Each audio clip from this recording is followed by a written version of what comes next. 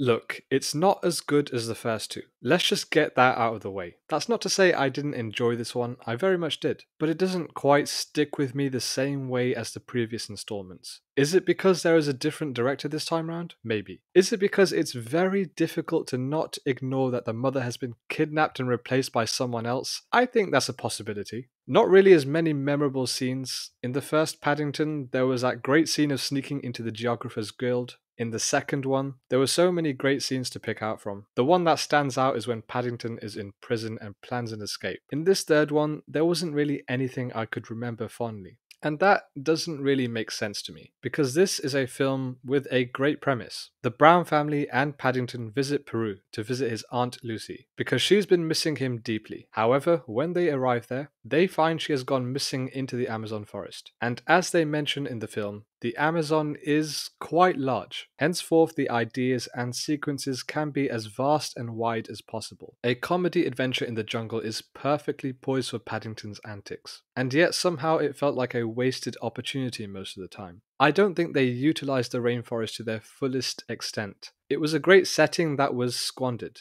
So many references and parodies you could have made. I mean, they made one pretty cool reference to a Wim Wenders film called Fitzcarraldo, in which Antonio Banderas' character arrives on a ship in a white hat and suit, listening to classical music, just like the main character played by Klaus Kinski. But I was expecting other references like Indiana Jones, which there was, but it was the most obvious one and wasn't really that exciting. And that is, of course, the boulder scene. The quest to find Aunt Lucy was not as eventful as it could have been. There's a scene on the boat in which they had to survive a rocky river. The physical comedy involving Paddington was great, and it needed more scenes like this. I like that they continued to use Paddington's misfortunes as a way to accidentally gain the upper hand on his adversaries. These were the moments of charm and joy that made the film enjoyable. When it comes to the characters and their goals, I would say the minimum requirement for them was achieved. Nothing more, nothing less. The father had a goal of taking risks, being more adventurous. The mother, who out of the Brown family always had the strongest attachment towards Paddington, felt as though they were all drifting apart from each other, but this wasn't really enough of a significant arc when you consider the close relationship she has with Paddington. I don't think there was enough done in this respect. Now, when it comes to the kids,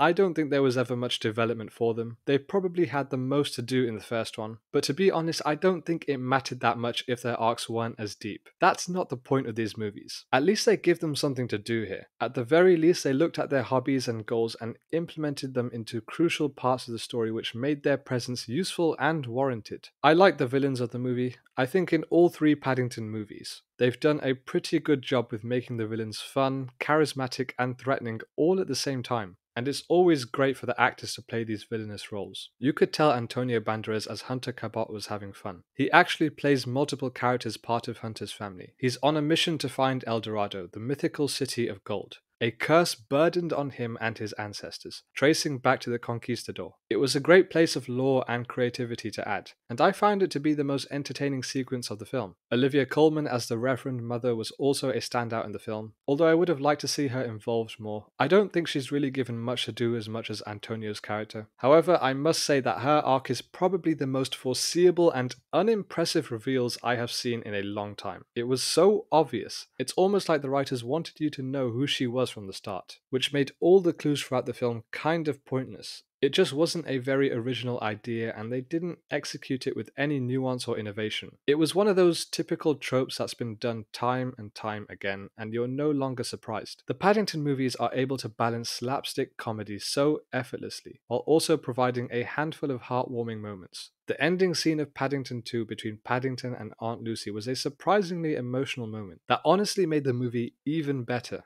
I was hoping they would capitalize on these emotional moments in this one, especially when you consider that this is about finding Aunt Lucy. I would have liked more flashbacks to make the conclusion more satisfying, because those scenes would have helped strengthen our attachment towards the relationship of Aunt Lucy and Paddington. What disappointed me the most is that if this movie was as good as the other three, the Paddington trilogy will probably go down as one of the best there is. But who knows, they may make a fourth one if this one is successful, which means the trilogy thing is null and void. I would probably give Paddington in Peru a 6 out of 10. It's fun and enjoyable, but unfortunately it's not as good as the first two.